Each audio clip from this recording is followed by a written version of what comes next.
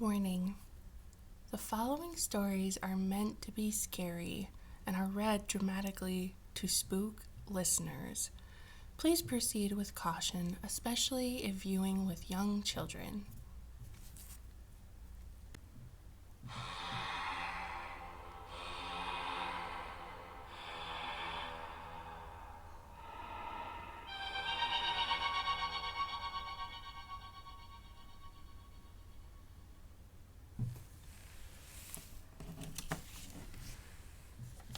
Hello, ghouls and goblins. Good evening, witches and werewolves.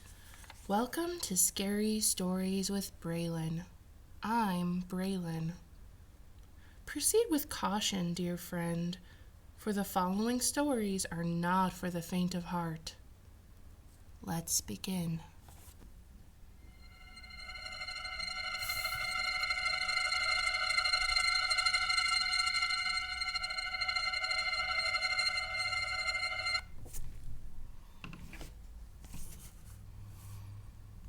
Let's start with the story called Me Tai Doti Walker. There was a haunted house where every night a bloody head fell down the chimney. At least that's what people said. So nobody would stay there overnight. Then a rich man offered $200 to whoever would do it. And this boy said he would try if he could have his dog with him. So it was all settled. The very next night, the boy went to the house with his dog. To make it more cheerful, he started a fire in the fireplace. Then he sat in front of the fire and waited, and his dog waited with him. For a while, nothing happened.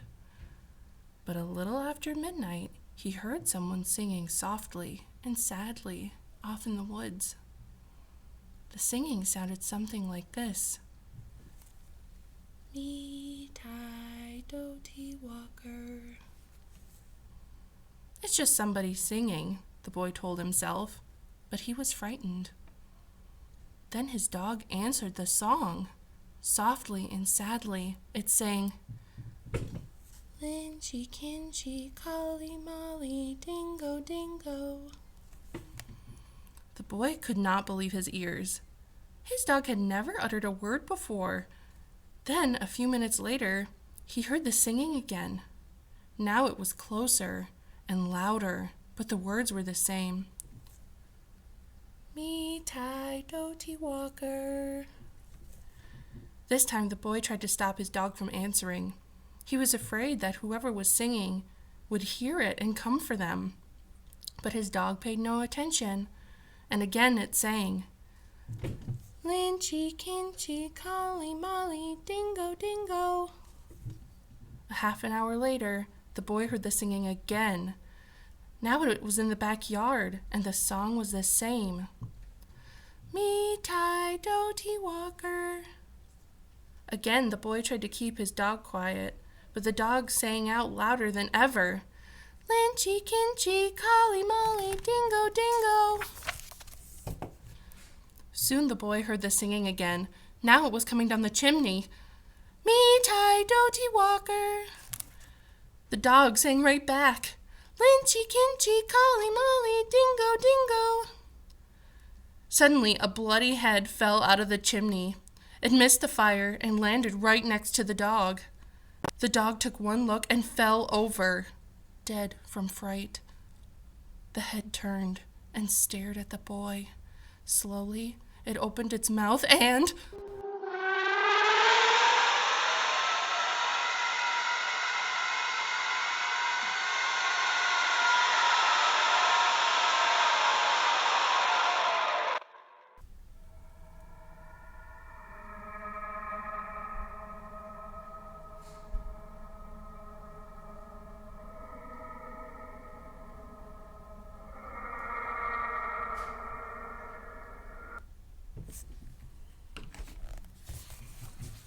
The next story I'd like to read to you today is High Beams.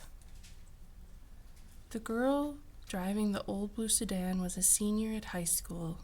She lived on a farm about 8 miles away and used the car to drive back and forth. She had driven into town that night to see a basketball game. Now she was on her way home. As she pulled away from the school, she noticed a red pickup truck follow her out of the parking lot. A few minutes later, the truck was still behind her. I guess we're going in the same direction, she thought. She began to watch the truck in her mirror. When she changed her speed, the driver of the truck changed his speed. When she passed a car, so did he. Then he turned on his high beams, flooding her car with light. He left them on for almost a minute. He probably wants to pass me, she thought, but she was becoming uneasy. Usually, she drove home over a back road. Not too many people went that way, but when she turned onto that road, so did the truck. I've got to get away from him, she thought, and she began to drive faster. Then he turned his high beams on again. After a minute, he turned them off. Then he turned them on again and off again. She drove even faster, but the truck driver stayed right behind her. Then he turned his high beams on again. Once more, her car was ablaze with light. What is he doing? She wondered. What does he want? Then he turned them off again. But a minute later, he had them on again, and he left them on. At last, she pulled into her driveway, and the truck pulled in right behind her. She jumped from the car and ran to the house. "Call the police!" she screamed to her father. Out in the driveway, she could see the driver of the truck. He had a gun in his hand. When the police arrived, they started to arrest him, but he pointed to the girl's car. "You don't want me," he said. "You want him."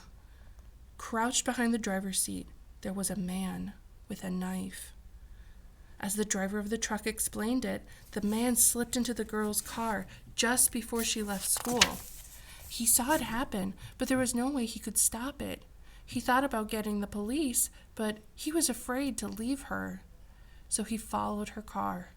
Each time the man in the back seat reached up to overpower her, the driver of the truck turned on his high beams. Then the man dropped down, afraid that someone might see him.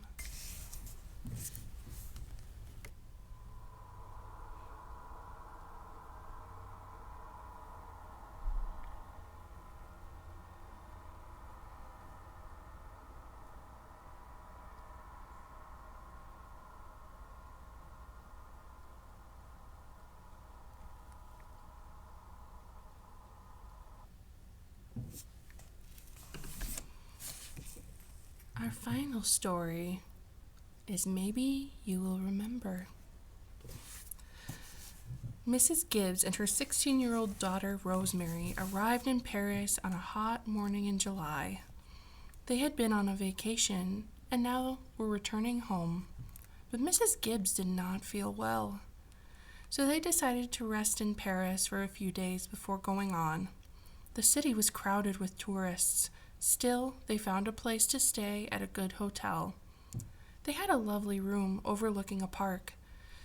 It had yellow walls, a blue carpet, and white furniture. As soon as they unpacked, Mrs. Gibbs went to bed. She looked so pale that Rosemary asked to have the hotel's doctor examine her. Rosemary did not speak French, but fortunately, the doctor spoke English. He took one look at Mrs. Gibbs and said, "Your mother is too sick to travel. Tomorrow I will move her to a hospital, but she needs a certain medicine. If you go to my home for it, it will save time." The doctor said he didn't have a telephone right now. Instead, he would give Rosemary a note for his wife. The hotel manager put Rosemary in a taxi and in French told the driver how to find the doctor's house. "It will take only a little while," he told her, "and the taxi will bring you back." But as the driver slowly drove up one street and down another, it seemed to take forever. At one point, Rosemary was sure they had gone down the same street twice. It took almost as long for the doctor's wife to answer the door, then get the medicine ready. As Rosemary sat on the bench in the empty waiting room, she kept thinking, "Why can't you hurry? Please hurry."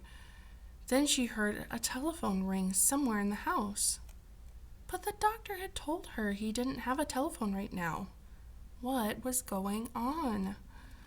They drove back as slowly as they had come, crawling up one street and down another.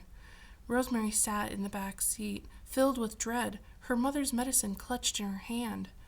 Why is everything taking so long? She was sure the taxi driver was going the wrong direction. "Are you going to the right hotel?" she asked. He didn't answer. She asked again, but he still didn't reply.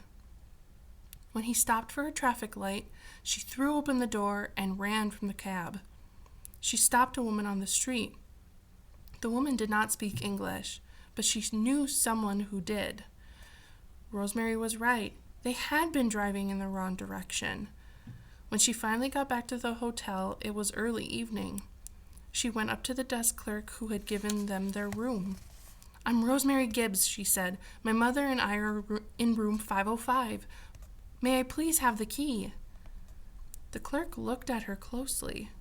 "You must be mistaken," he said. "There is another guest in that room. Are you sure you're in the right hotel?"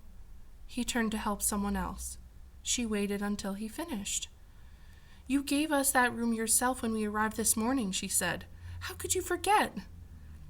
He stared at her as if she had lost her mind. "You must be mistaken," he said. "I have never seen you before. Are you sure you're in the right hotel?" She asked to see the registration card they had filled out when they arrived. "It's June and Rosemary Gibbs," she said. The clerk looked in the file.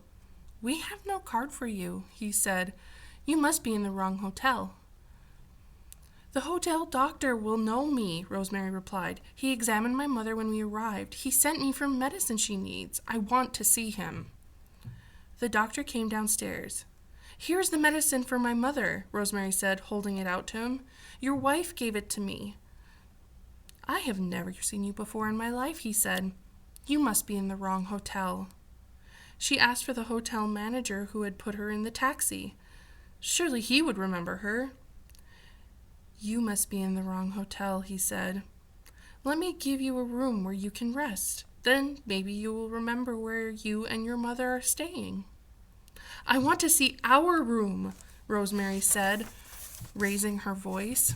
"It's room 505. But it was nothing like the room she remembered. It had a double bed, not twin beds. The furniture was black, not white. The carpet was green, not blue. There was someone else's clothing in the closet. The room she knew had vanished, and so had her mother. "This is not the room," she said. "Where is my mother? What have you done with her?" "You are in the wrong hotel," the manager said patiently, as if he were speaking to a young child. Rosemary asked to see the police. "My mother, our things, the room, they have all disappeared," she told them. "Are you sure you're in the right hotel?" they asked. She went to her embassy for help. "Are you sure it is the right hotel?" they asked. Rosemary thought she was losing her mind. Why don't you rest for a while?" they said. "Then maybe you'll remember."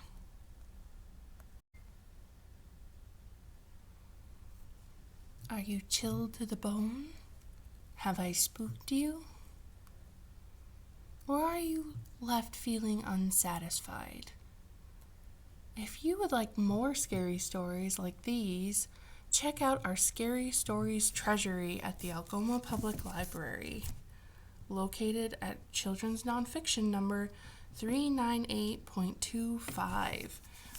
There are other scary story books in a similar area. Thank you so much for taking the time to spend listening to some stories with me on Halloween. I hope you have a wonderful day, but stay safe. Don't get spooked. Happy Halloween.